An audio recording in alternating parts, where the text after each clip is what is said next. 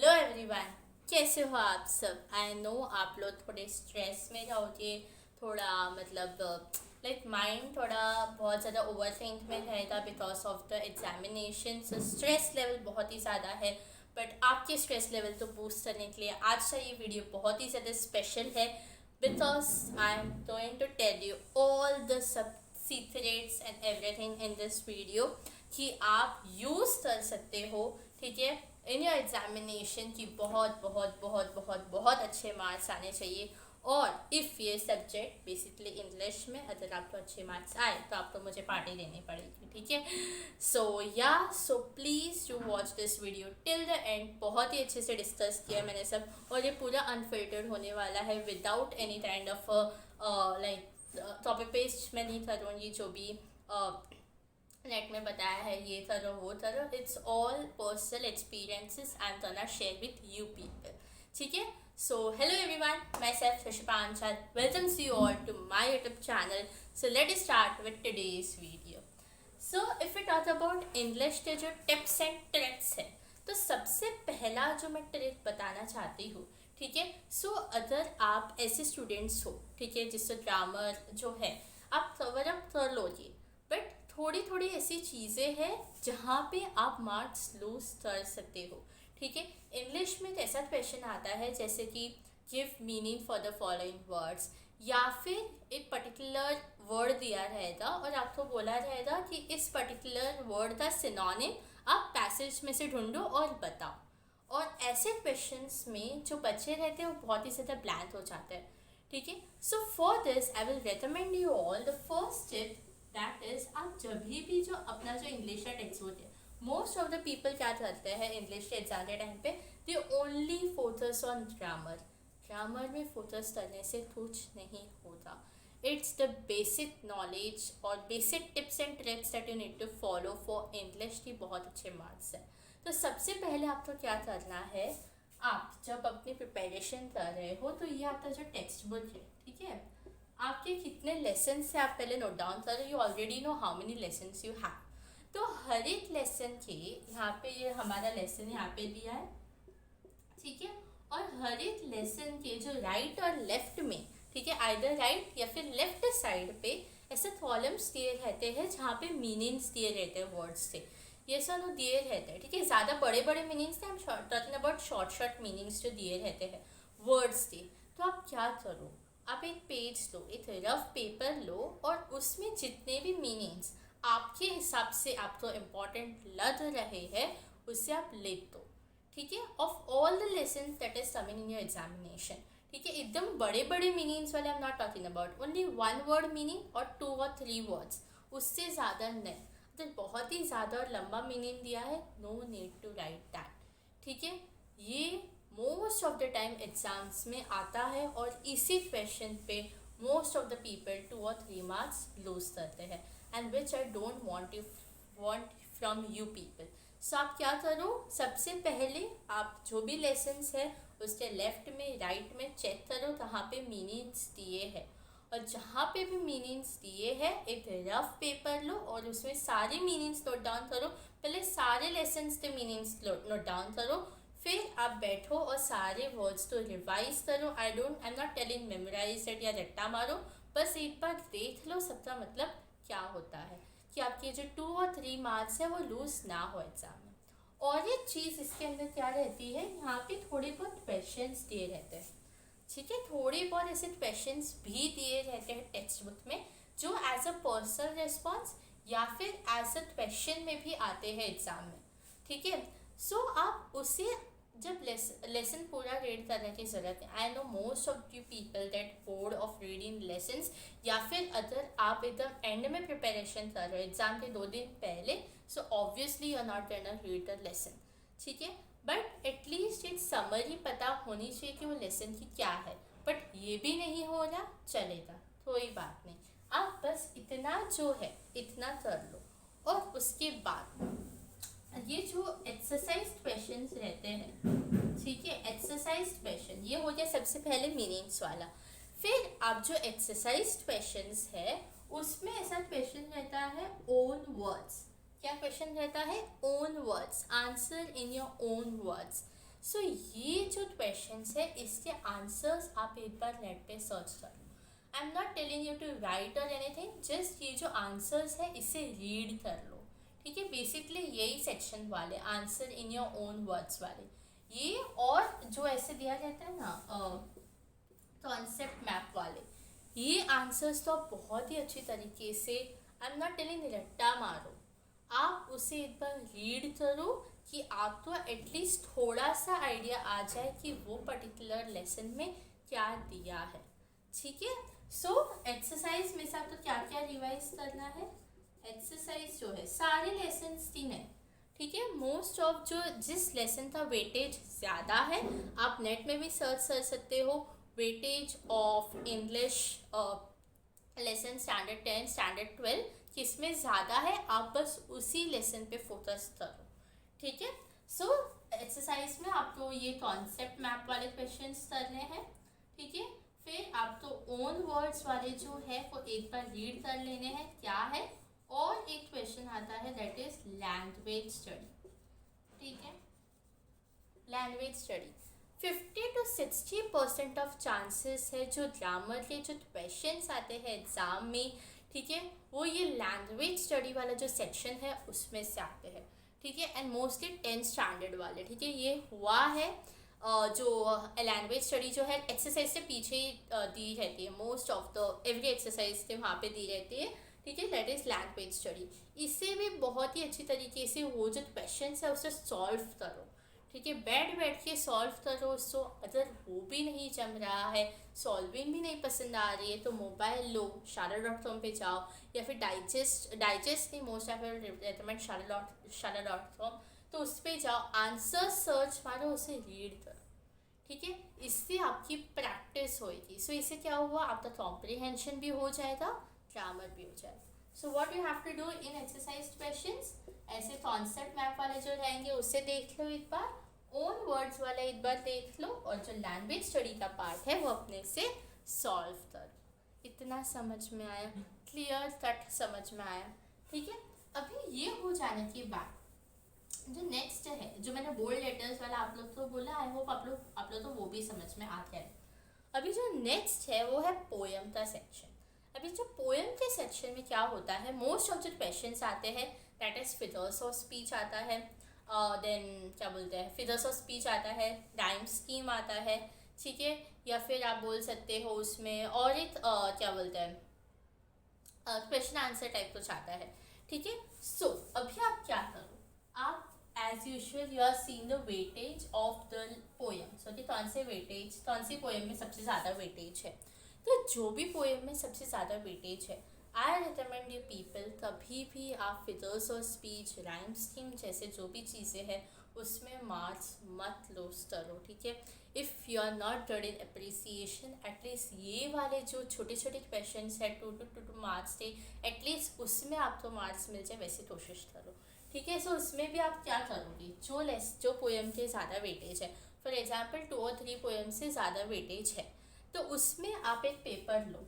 ठीक है, for example 2.1 का ज़्यादा वेटेज है, तो उसमें जो भी फिगर्स ऑफ स्पीच है, ठीक है, आप क्या करो, सबसे पहले you know, if you don't know the figures of speech कि ये लाइन का ये फिगर्स ऑफ स्पीच है, तो आप नेट पे जाओ, आप अपने से खुद से रिवाइज करो कि क्या फिगर्स ऑफ स्पीच हो सकता है.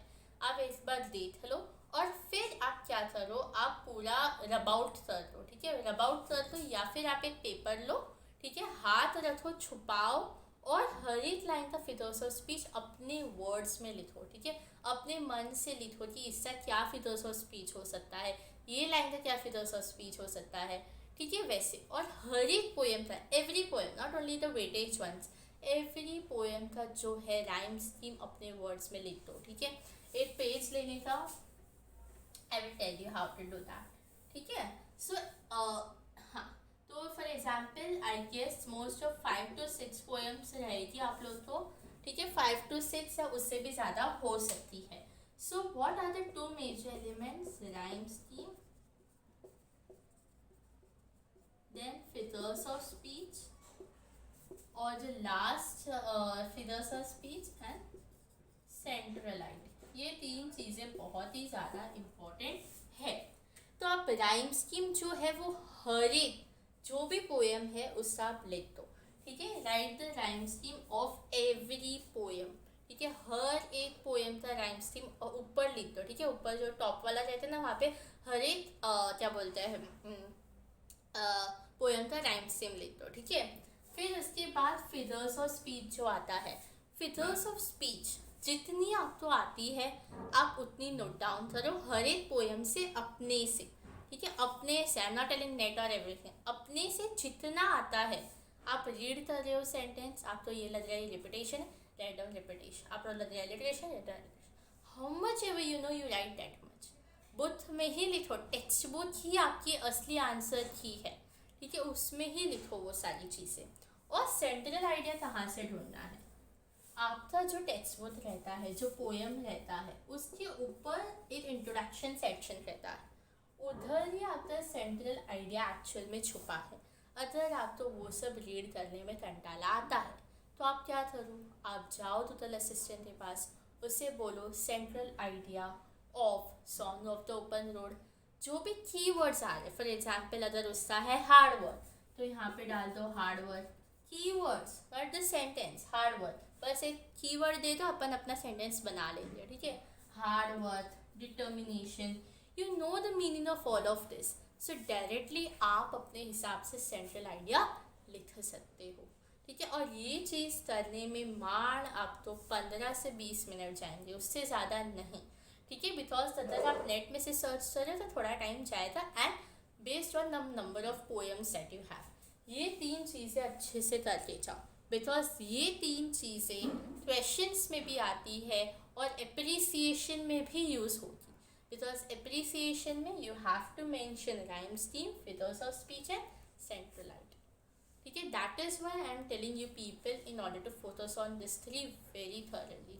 फिर दूसरी पोएम पे जाओ, Indian weavers, so rhyme scheme central idea of Indian weavers, so it is nothing but darkness, lightness और व्हाटएवर इट इज़, होप, ठीक है, होप है, डिटर्मिनेशन है, तो एक एक वर्ड में आप लिखते जाओ, तो इससे आपका टाइम भी बचेगा और एग्जाम में भी आप अपने वर्ड से कुछ भी लिख सकते हो। फॉर एग्जाम्पल मेरे पास यहाँ पे कीवर्ड आया hard work, so we should work hard in our life in order to achieve great things and etc. we should be determined, मैंने अपने वर्ड से कुछ भी बोल दिया, बट मेरा की आइडिया तो ऑलरेडी है, वही तो है पोएम में, मैंने पोएम रीड भी नहीं किया बट मेरे बस की आइडिया है, तो वो चीज़ें आपको याद रखनी। समझ में आया पैसेज वाला, पोएम वाला। और सबसे मेन चीज़ जो एप्रिसिएशन है वो आपका 5 मार्क्स का रहता है, तो आप अभी कैसे ये 3 चीज़ें पढ़ के आप मार्क्स ला सकते हो। सो जो आपका पोएम है और पोएट है, पोएट आपको याद रखना पड़ेगा, so it has 1 marks, rhyme scheme has 1 marks, figures of speech has 1 marks, ठीक है।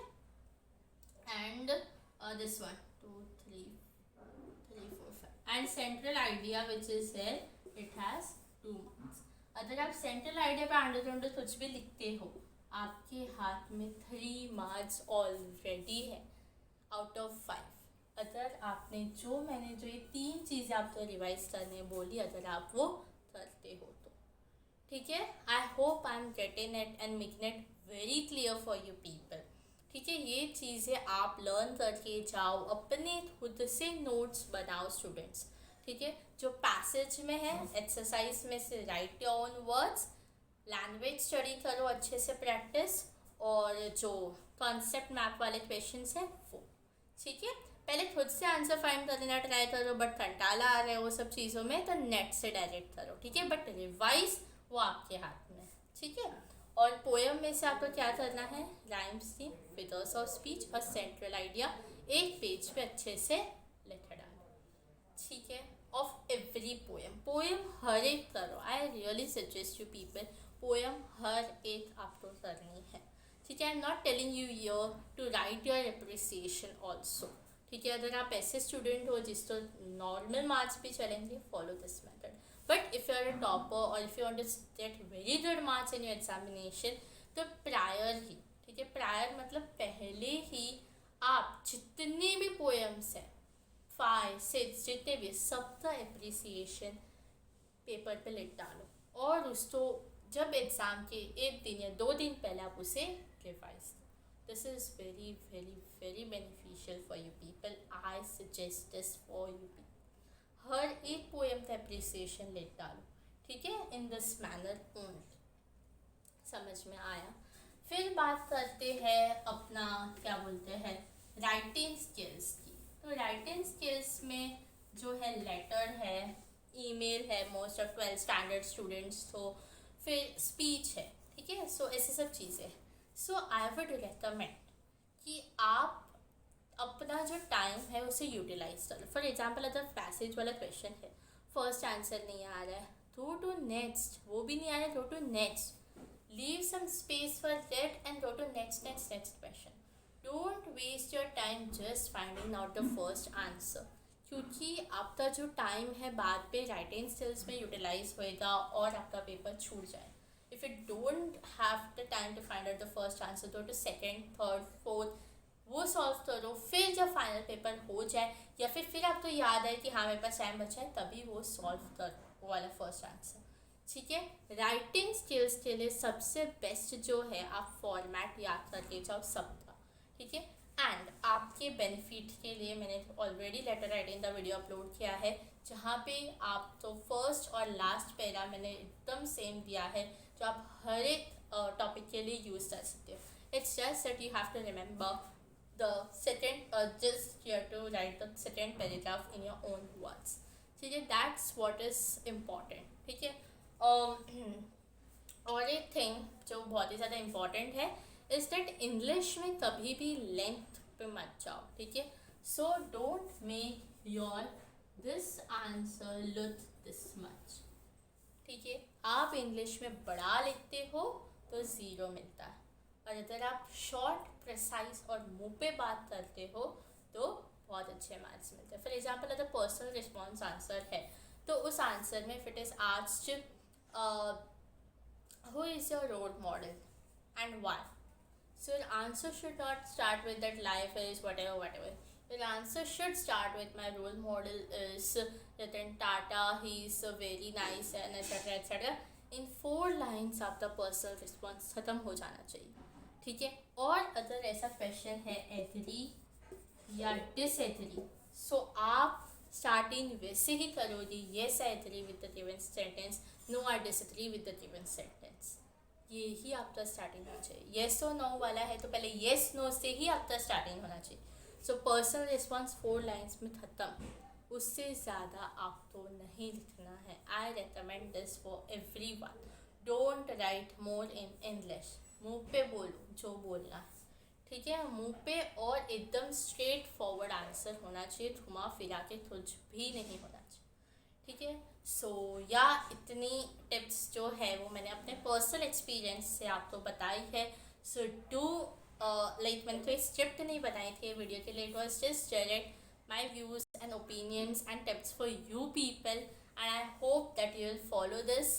सो yeah do like, share and subscribe to this YouTube channel for more upcoming videos. All the best to you people. I know you will rock and shine. Don't